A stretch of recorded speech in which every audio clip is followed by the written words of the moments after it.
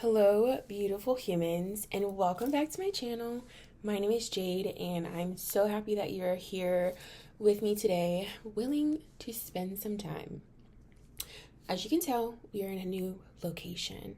The lore expands a little. I've been working on my room, and I'm really proud of this little side over here because I didn't used to have two nightstands.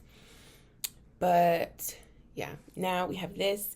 I got this little 50-cent shrubbery from a thrifted art supply store.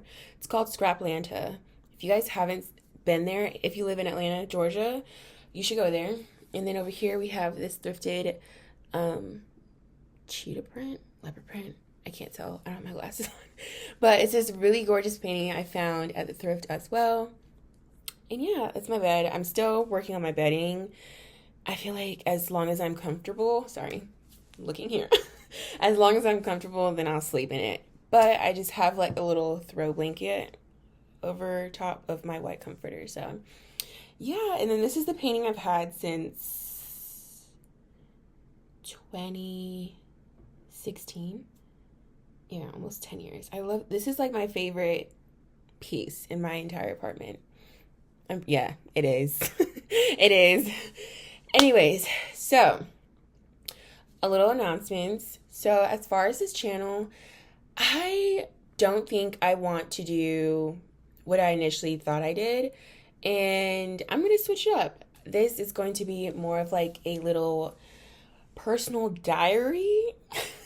Also wanting to incorporate some sort of creativeness to it, whether that's like adding not B-roll, but adding stuff into the video to make it look more visually pleasing, because I am a visual communicator. I went to school for visual communications, so I have my degree in visually communicating, and that major is actually no longer existing. So that should tell you everything you need to know about FITM. Anyways, so moving on, today's video is going to be like a 6-month into the year type of, what is this called? Like a dissecting? No, I don't know. Just explaining how the past 6 months have been so far of 2025. So I have some notes written down here, so that's why I'll be looking downwards. But because y'all, the way I try to freely make a talking video, it just doesn't work. So I have to outline just a little bit just so I can stay on topic. I'm pleased at my notes. So I've got some tea. I am currently sipping on red raspberry leaf, hibiscus, and spearmint. I didn't put nettle leaf. Yeah, spearmint, hibiscus, and red raspberry leaf. And it's really good. I have a little bit of honey in here, and it's really yummy. I'm about to start my cycle, so I like to drink. I like to drink herbal teas like a couple of days before and during my cycle. It really helps with bloating and just overall just makes me feel good. Anyways, so we have like 1, 2, 3, 4, 5 topics to talk about. I feel like this kind of summarizes how my year has been so far.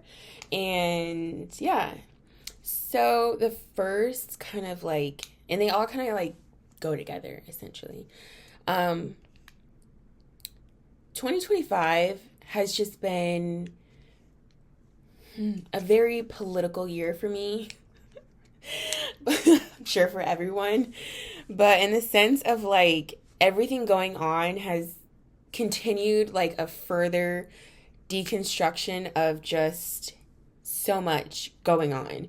I don't know about y'all, but when I see stuff happening, I don't just take it for what it is. I like to go do the research. I like to ask myself, like, why is this happening?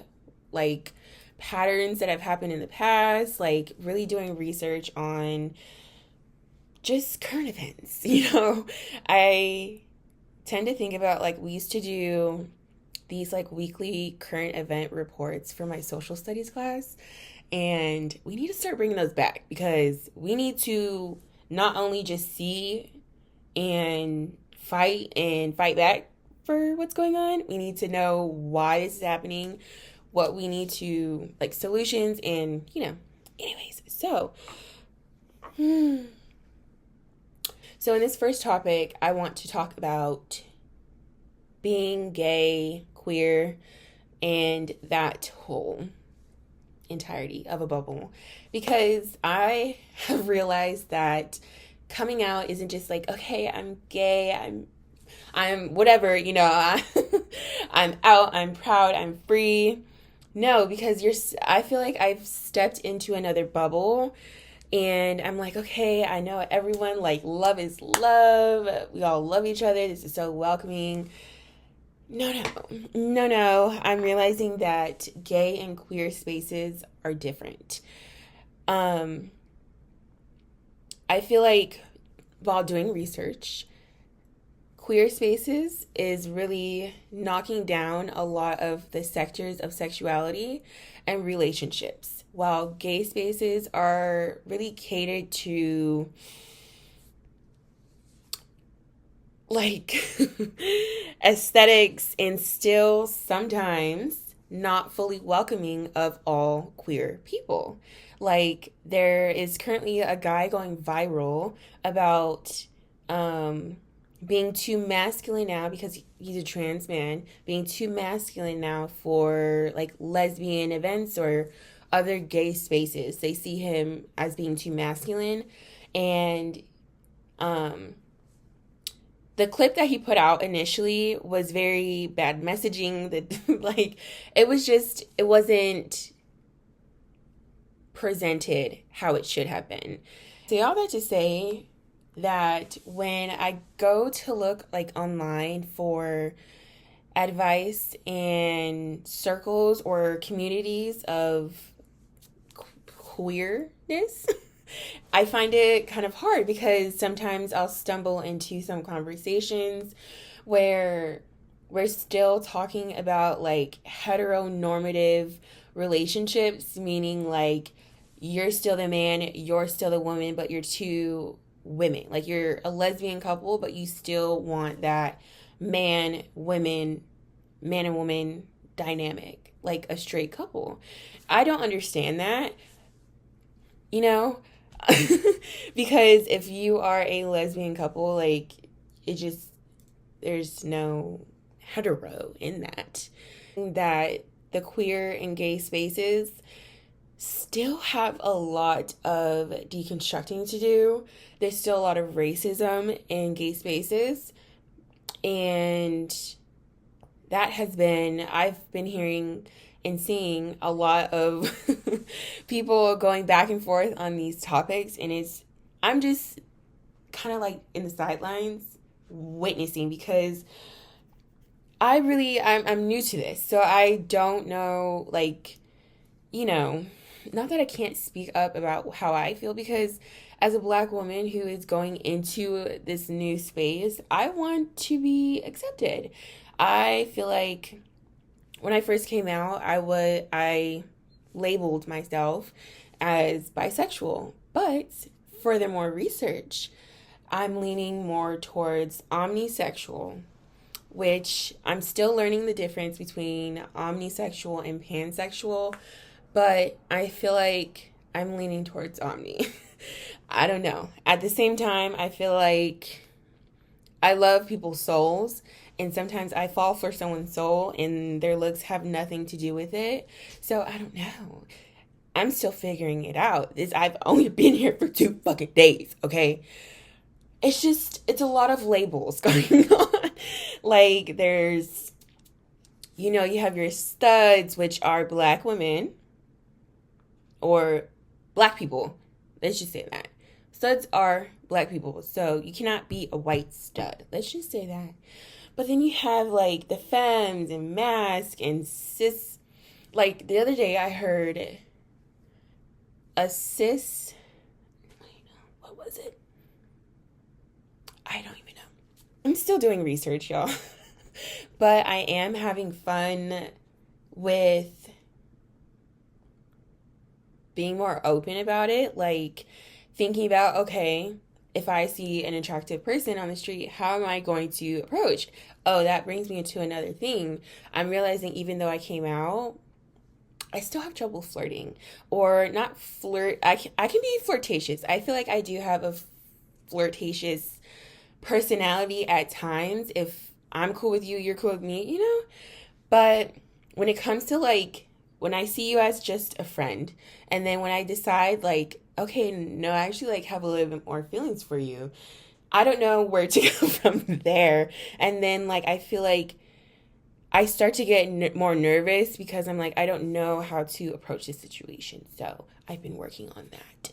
And then I feel like I have days where I feel more gay or like I feel like there's more days where I'm like I'm really attracted to women today. Like the side of men, I'm not interested. And then I have days where I'm like, wow, men are just they're a beautiful species, you know? They really can hold some weight. But then it just goes back and forth. I don't know. And then I see, you know, people who are non-binary. And I'm like, okay, I like the flexibility. I like the fluidity. I like this. I like that. I like a lot of stuff. So it's kind of hard now to like hone in on what I like because I like so much. I love so much. I love giving love. But at the same time, I want that reciprocated and I want my own queerness and, you know, my own exploration to be respected. So that's on that.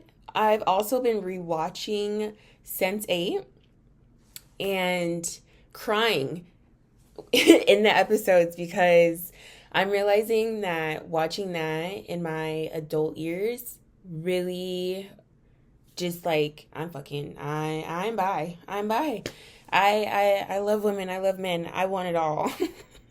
So that show has that I've been rewatching and it's been real nice. It's been real nice. I wish they continued it. And I'm also trying to like watch more queer stuff because I feel like growing up, you know, definitely not able to do that, you know. So I'm just trying to be educated on my gay shit. I'm on my gay shit right now. For this next section of the video, I want to call this the male misogyny / patriarchy awakening. And we're going to start this off with a Bible verse, actually. I know, guys. Me? Coming with you with a Bible verse? Psalms 116:11. All men are liars. Thank you. That's all. That's all. That's the end of the video. Goodbye.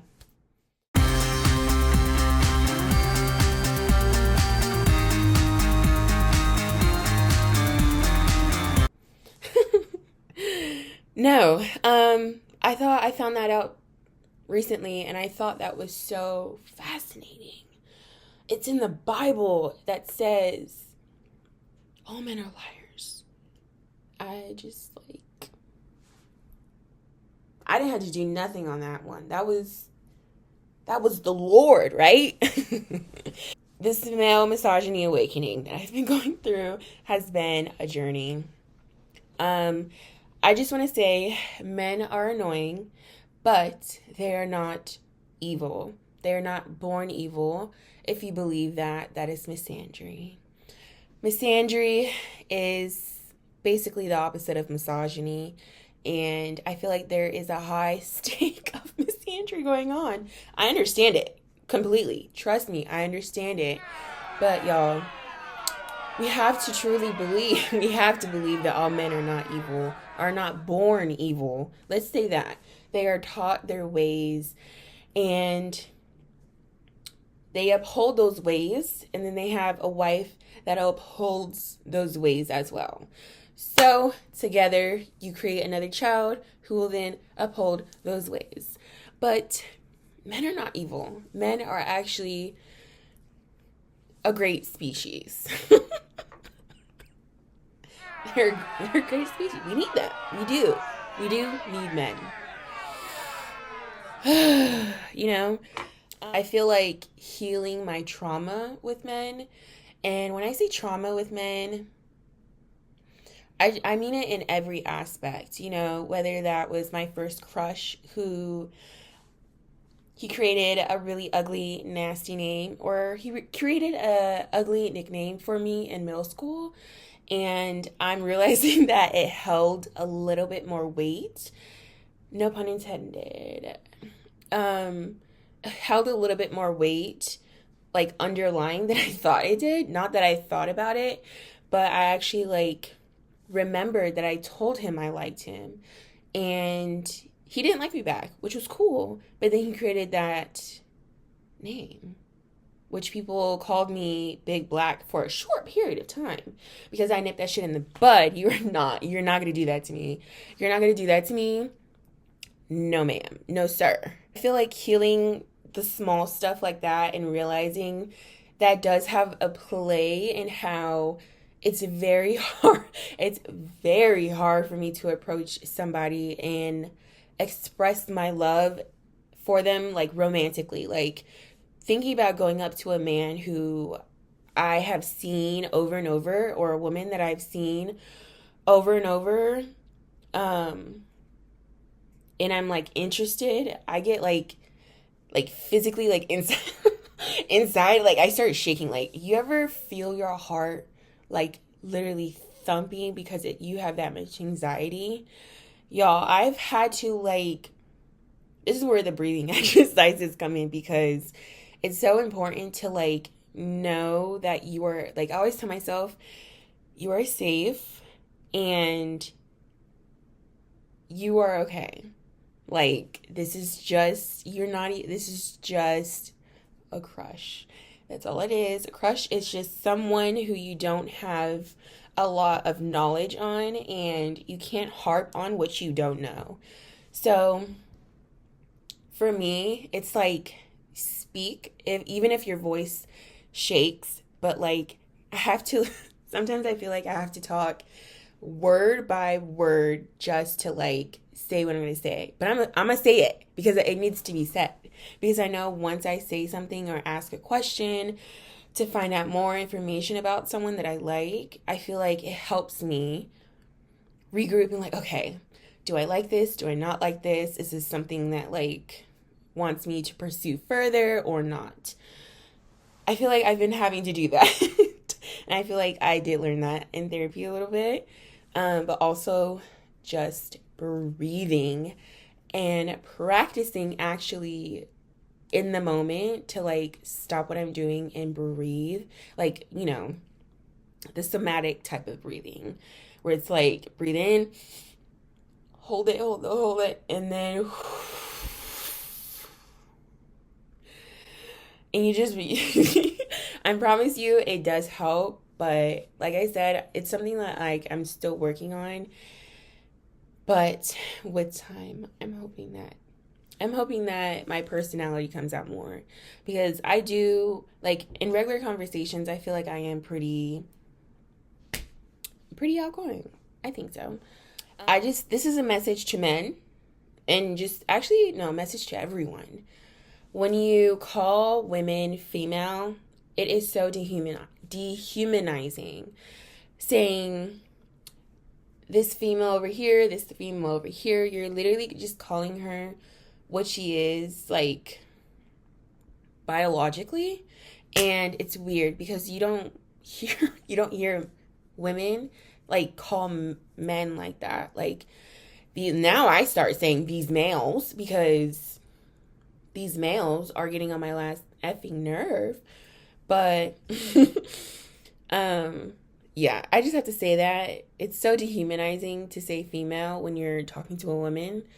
Like especially when they say you females, I'm already checked out, bruh. I'm already checked out. Nothing else you say is of significance to me because you can't even see me on a human level.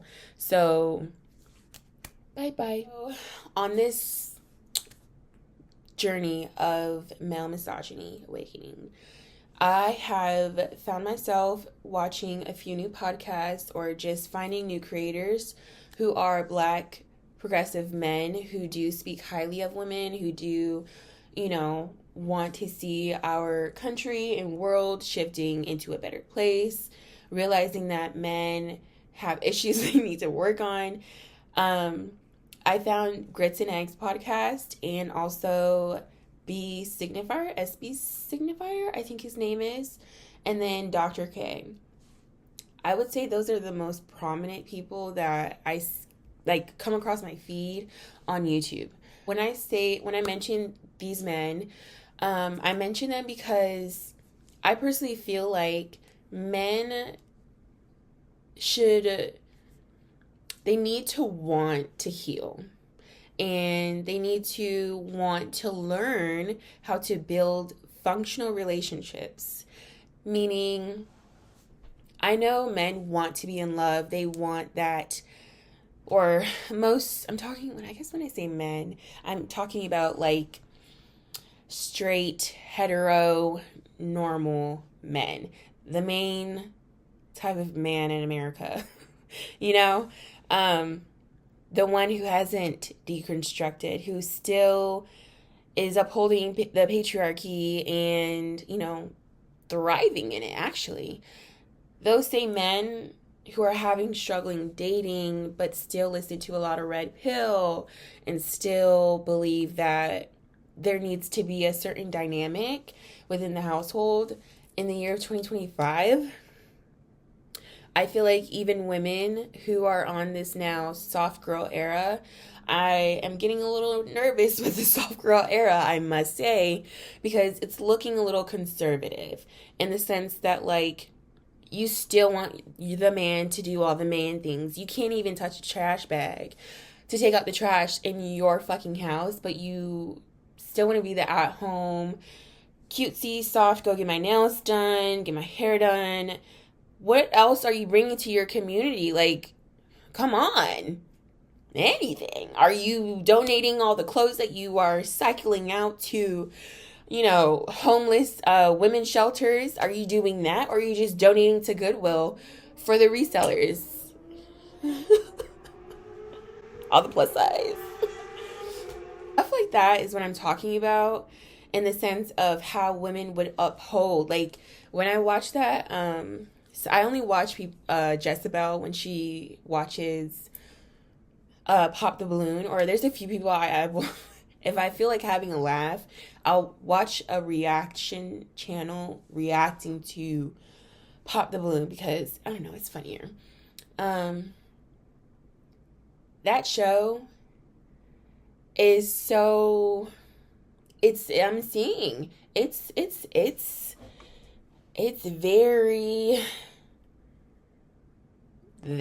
it's very, the women, like this woman, the last episode that I was watching, she was like, I'm newly like in my soft girl era, so I just want to be at home, and you go out and do all the grunt work. I understand that, and I can see how if the man and woman are on the same page, that works well together. But so many times, like, of those types of relationships, I feel like they end up with so much, like, trauma and just, like, a lot less freedom, honestly. At least in my eyes, I see so much, like, restriction. Like, I don't want you, like, say if your significant other, forbid, gets in like a terrible accident and he's out of work for an entire year. No back pay, no disability in our country, no disability. You got to pick up a job, bitch. And you're but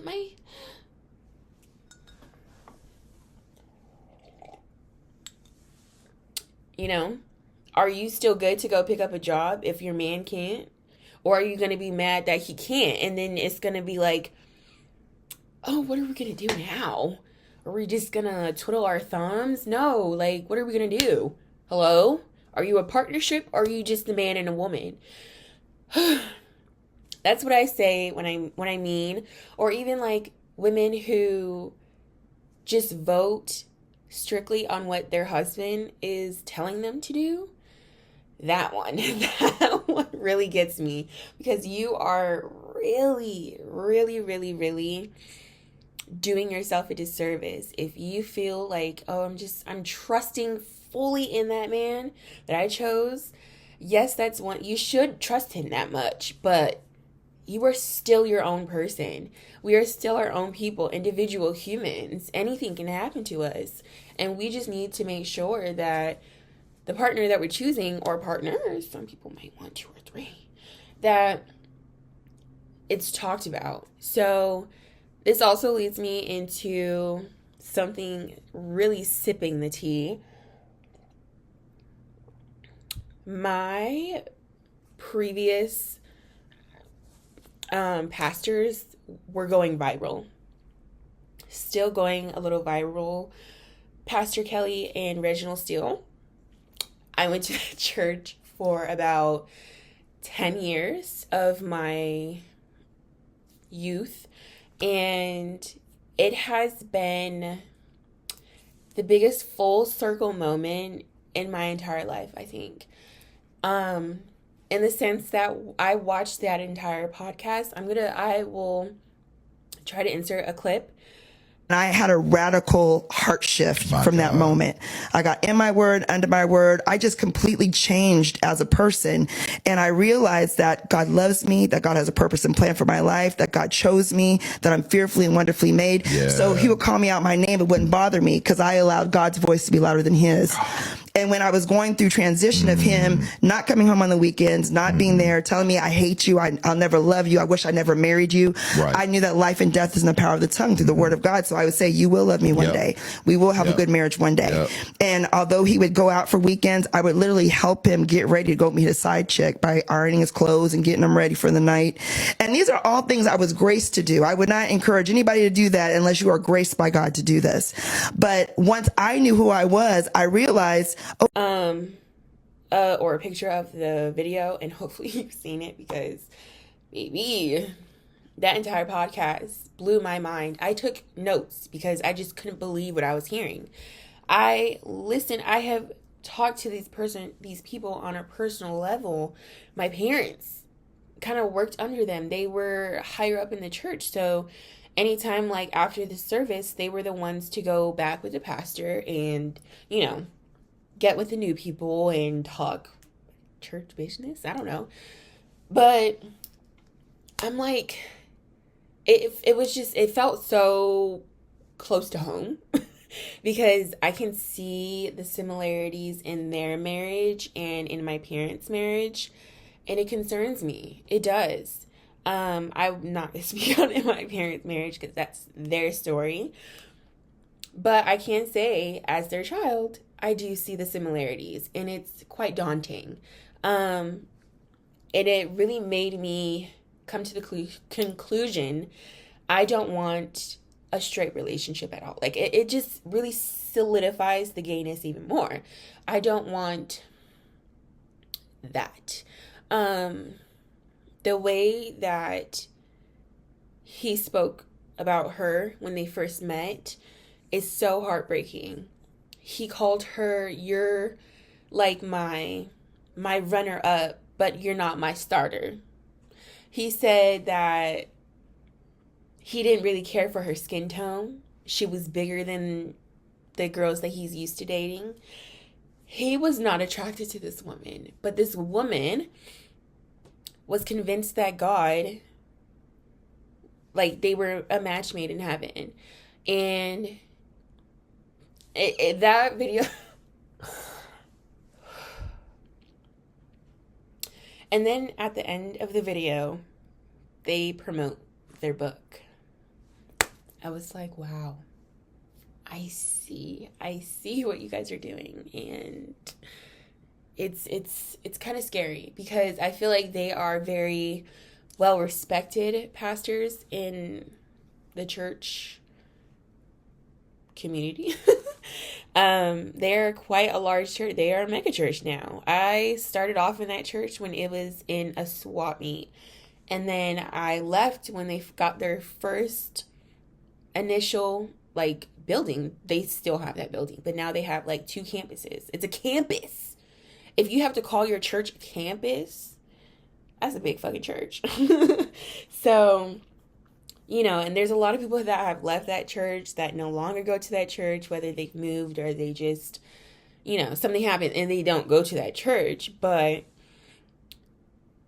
still seeing videos of sometimes of, like, people reacting to that has been, like, every time I see it, I can't lie.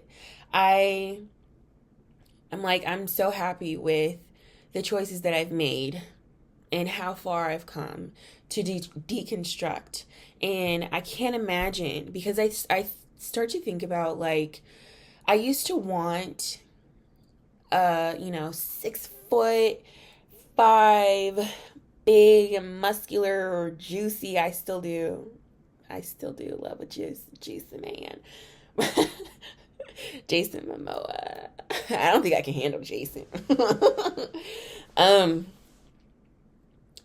I used to want that type of man solely to make me feel small, like, you know, cutesy little small girl. I used to want, like, I would not look 2 seconds at a friend, a guy friend, or a guy period who was any shorter, because I'm like, you can't handle me. But I really had to just deconstruct why I felt that way, and, like, because that does, it doesn't help. It doesn't help. What am I trying to say? It's kind of stupid. It is stupid to solely date someone who is a specific height. I mean, I know my reasons for dating taller and bigger men, but some people's reasons are just fucking stupid. Like, they'll meet the man that they are waiting for, and then they're the same height. And I've never met that, so I can't say for myself that I've experienced that, because I feel like I probably maybe would. I don't know. I can't say. I don't know. But I've just been, like, remembering that even this past year, girl, that I used to want a specific hetero relationship. And I was like, because I would used to read those types of books too, like the heroine type where the man comes and rescues the girl. And there's this specific book, I think it's called, like, The Perfect Neighbor. And I used to love reading that book because it was like a plus size. Ooh. It was like a plus size and hot, like, muscular dude type of scenario. And he was like an asshole to her, ended up calling her fat, but then they end up in love. Like, I used to, like, daydream that, so fucking sick. I used to daydream that, like, some rich man would come and save me from my financial struggles, because I just can't do it. I'm just the girl. I can't figure it out. And then I got to the point where I'm like, I have to figure this shit out. I was like, I can't imagine the type of man that I want. I want him if I choose to be with man. Right. See, there I am But I'm talking about the male misogyny. So that I started questioning, like, the type of person that I want to be with is not going to want me to be a leech. It's not going to want me to not have something going for myself. I don't even want that for myself. I want to be able to know if I got together with someone and we broke up, that I could survive on my own. I don't need anyone else. I would like someone else, but I don't need anyone else in that way to take care of me financially. I see so many women who don't know nothing about any of the family household finances. And then I have personal people in my life who don't have their name on anything. And it's kind of wild to me because I'm like, that type of lifestyle terrifies me. Because if that person dies before me, your name's on nothing, you have nothing. And some people are probably okay with that, but for me, I like shit. I like stuff. I like to know how to get myself out of a situation. I don't want to have to rely on family or a man or a woman or a person, period, to help me. I mean, yes, I do like help. I do like to be treated nicely and wine at 9 and 69. But at the same time, I love doing that for myself. When I treat myself to a good budget day, a nice dinner, homemade dinner, I'm talking nice to myself. I'm, setting up the perfect scene or I'm giving myself what I've always wanted. And that's someone who takes care of themselves or takes care of me. Did I say that right? I don't know. Moving on. I'm tired of talking about men. The next two kind of go hand in hand together. So on one hand, we have therapy, and the next we have the current news. In my, I think, last 2 videos, I've mentioned that I started therapy, and I have some news. I'm no longer, I haven't had a session since the beginning of June. And that's because I think I need to speak to a psychiatrist. I feel like, I think I need to see a psychiatrist and then go from there to see what specifically I want to work on. Because when I was going into those sessions, it was just kind of me ranting about my week. And then just the therapist, I really did like her, but I feel like it was just it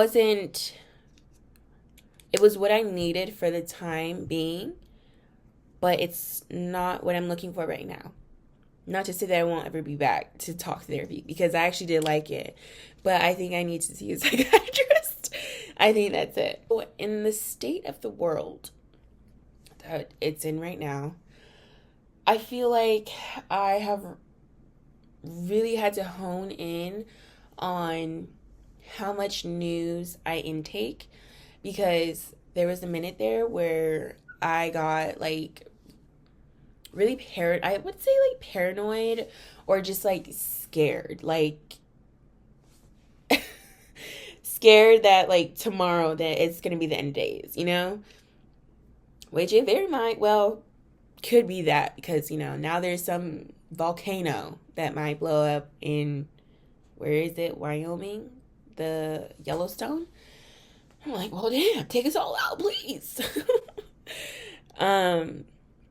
But in that sense too, I have also been trying to be more proactive, actually putting money where my mouth is, or putting action to where my mouth is, and being a part of voting, being on top of voting days, registration days, making sure I still am registered, because check your registration. The people in office are doing some crazy stuff. You know, partaking in the boycotts. A lot of us have not really realized the way to hit these people the hardest is in their wallets. And doing protests, there's a lot of times I don't even know protests are going on, so I've been trying to actively find people who post about them, or like what kind of groups I need to be in the sense of like, I feel like Georgia is not very good at being vocal about voting, and that's kind of concerning because this is a very black state. And I feel like we have so much power in voting, but we don't, or people don't. And it's sad. It's very sad because we want the change, but we don't even go vote. Not saying you have to protest, but why don't you go vote? Why don't you care to know when the next voting is? People know that there's voting that happens multiple times a year, but they don't go vote. And then when stuff becomes illegal, they get upset, or bills get written in. And I will say, you have to educate yourself on the language of politics. It's a lot, y'all. I'm not even gonna, it's a lot. I wish they told us, I wish they taught that more in school and made us realize how important these smaller voting elections are, because they very much are. I've also been like trying to limit my spending, and especially because I thrift a lot. Home decor I have pieces that I want. Like I want a new couch, but I know that's like, I have to save up for that. But like, as far as little stuff, I don't really need much. I don't need much of anything, really. I don't need anything. I have what I need. Now it's just like little stuff that I just put in a budget plan for if I find something cool. If not, then I'm not tripping. I'm not going out to TJ Maxx and Home Goods. I love doing those trips, but I feel like you just buy stuff that you really don't need, and it's not curated to actually your place. I love curating. I love taking my time decorating. And that's not what I was talking about. What was I talking about?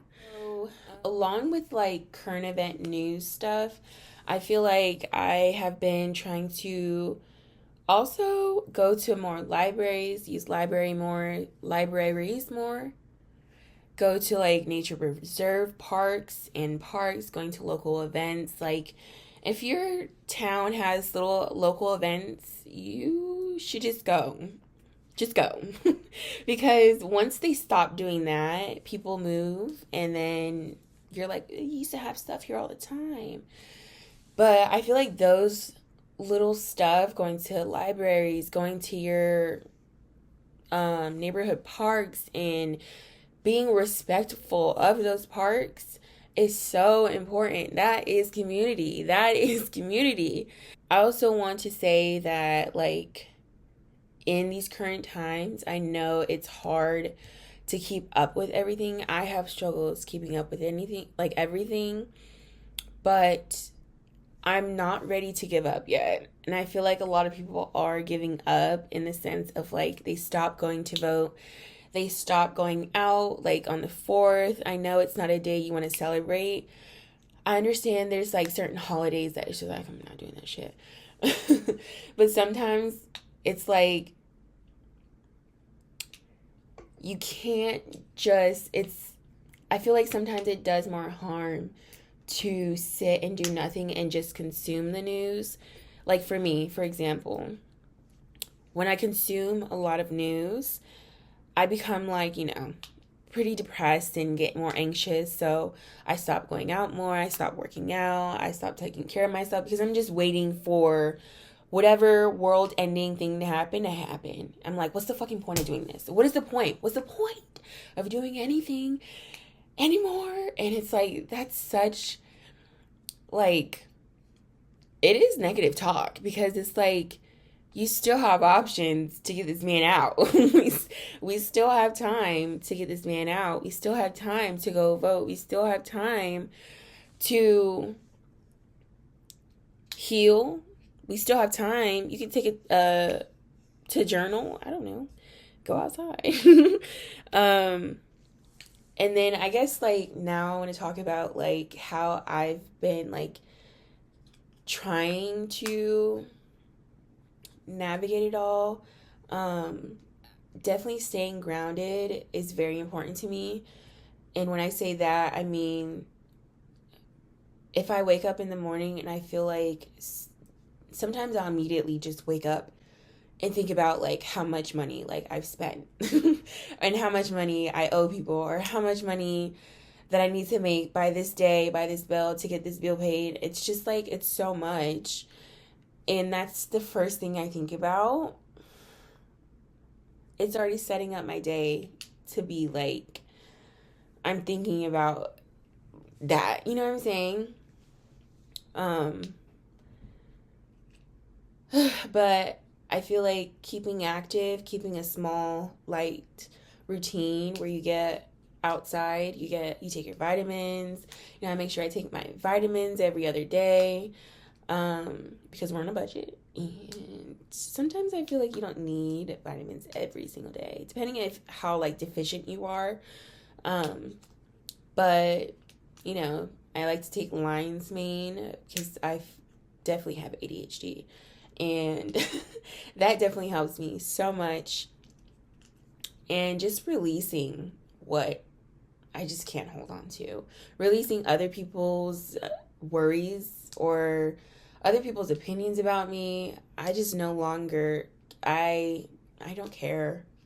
Like, that's my thought process. Is like, I no longer care, because what if it is the end of the world? Then like, I want to live my truest self, or to try to do that, and I can't worry about all these other people. Why do I care? Well, you used to have to say why. Like, it's kind of funny to I've realized, I feel like how many times have I said that? I realized. The last little bit that I want to talk about is kind of like friendships and relationships. Whew. Man. Currently, I am still single. Yes. I am looking to date, but I really want friends. More than anything right now. I would love to have some friends. Not even like to have a group of friends, but like individual people who I like. I've been trying to step out of my comfort zone, questioning what specifically like I want in a friendship, and what I expect from them as friends, meaning like morals and values. Like, I want to be on the same page on something. So, not saying that your life has to look like mine, because that's not at all what I want in a friendship. I actually love when people are so different from me, because I feel like I learn from them all the time.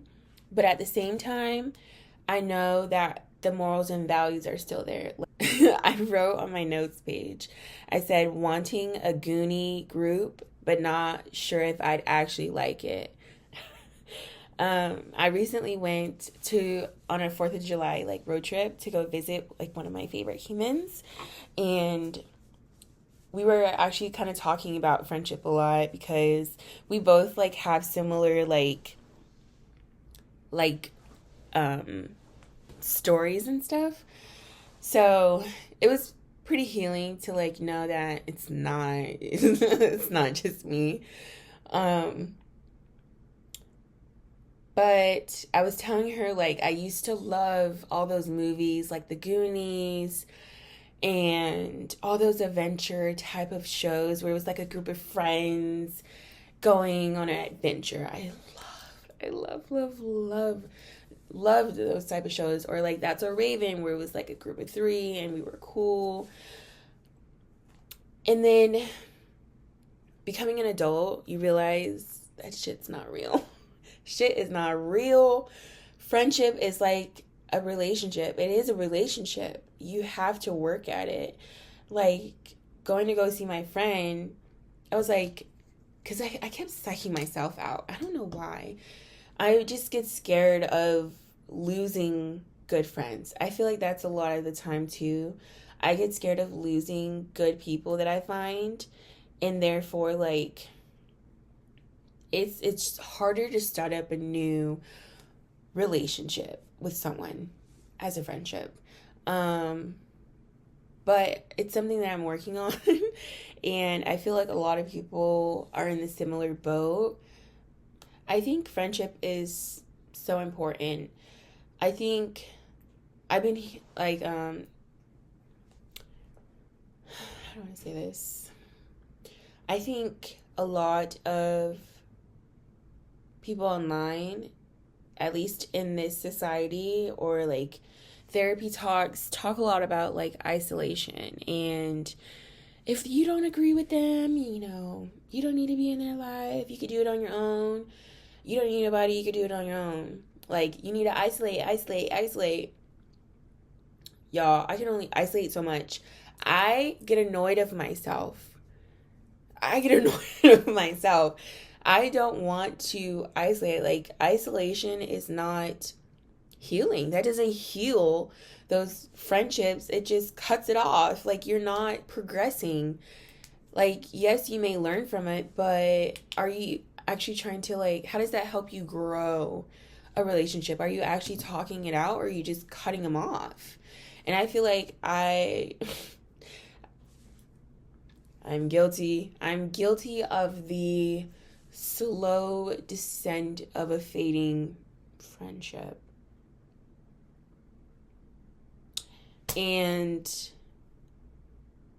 I remember there was one friendship I had, and I was like, there's something about this person that I cannot be my full self around. Like,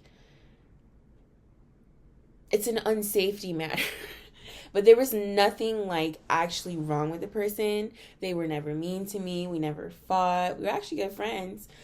But I'm like, there's something about this person that I just cannot show them, like, my real self. And then, so that led to me just, like, kind of distancing. And I feel like that's not healthy, because it never gets to the solution. And it's just like, okay, now it's just a person I knew.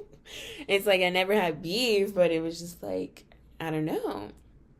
And I feel like there's certain people who they're not bad people, you just do not connect with. I don't know. Maybe different timing, lifestyles could be different, but I've just been led to question everything about my existence. There's some days where I just want to exist today. I don't want to look at a single news article. I don't want to worry about a single crush. I'm tired of not having the love of my life. I just get so I just want to exist. I just want to be here and just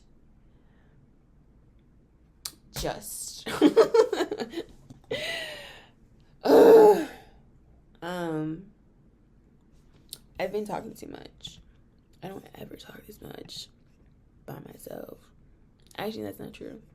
I do talk to myself this much, but like to a camera, and I gotta wash all this makeup off.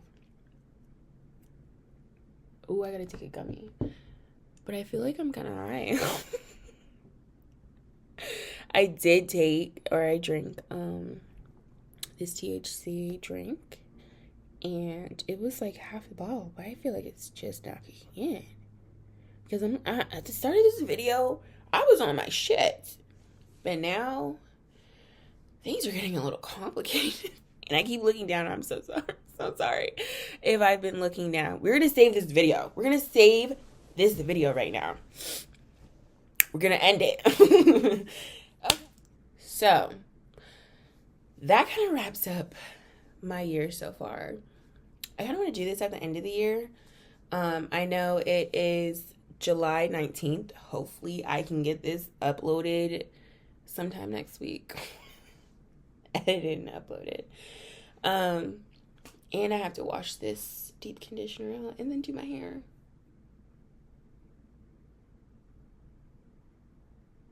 Do I want to do my hair? Absolutely not. Am I going to do my hair? I am. So, yeah. Thank you. If you've made it to the end of this, let me know your thoughts. How has your year been so far? What are your awakenings? Are you thinking about the same thing I am? Let me know. But I hope you guys have a great day, night, whenever you're watching. And remember that everything will be okay, in that you are loved, in that we're going to get through this, hopefully. And, okay, goodbye.